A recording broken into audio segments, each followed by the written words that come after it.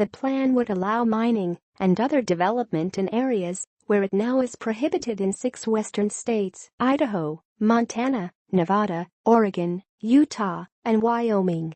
The Bureau of Land Management, an interior agency, said a recent analysis showed that mining or grazing would not pose a significant threat to the sage grouse, a ground-dwelling, chicken-like bird that roams across vast areas of the West.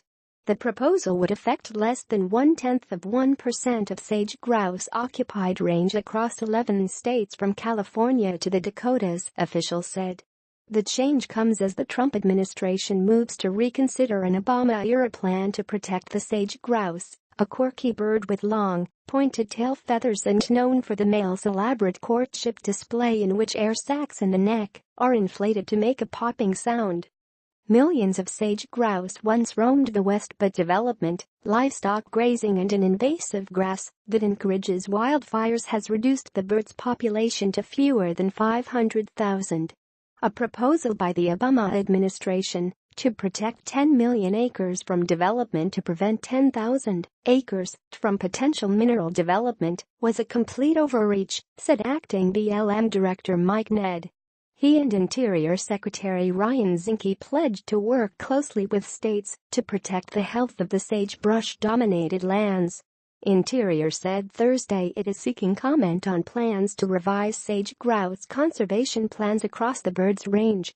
We can be successful in conserving greater sage grouse habitat without stifling economic development and job growth, Ned said, adding that officials intend to protect important habitat while also being a good neighbor to states and local communities.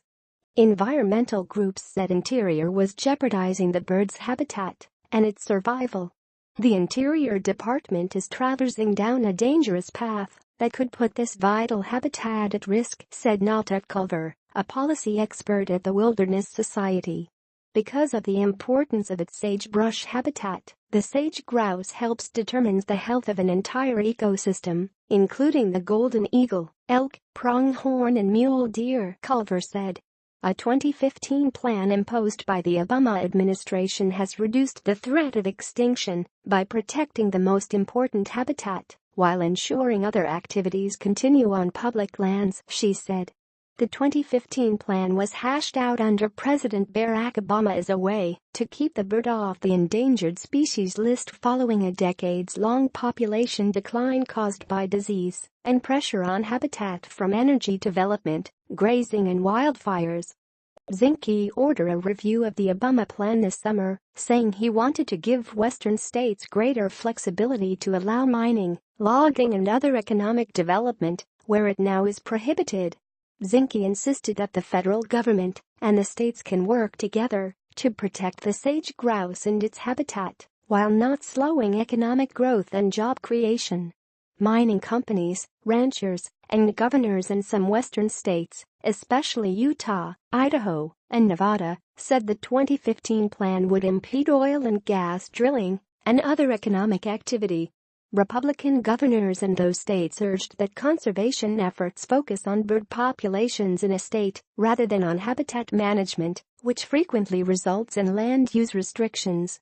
On the other side, Democratic Governor John Hickenlooper of Colorado and Republican Governor Matt Mead of Wyoming have said they oppose any changes to the habitat management model. John Swartout, a senior advisor to Hickenlooper, said changes to the conservation plan, developed over years with local and state involvement, could lead to a future Endangered Species Act listing for the sage grouse. We didn't work this hard to throw it all away and get a listing on the Endangered Species Act, Swartout told the Daily Sentinel of Grand Junction, Colorado.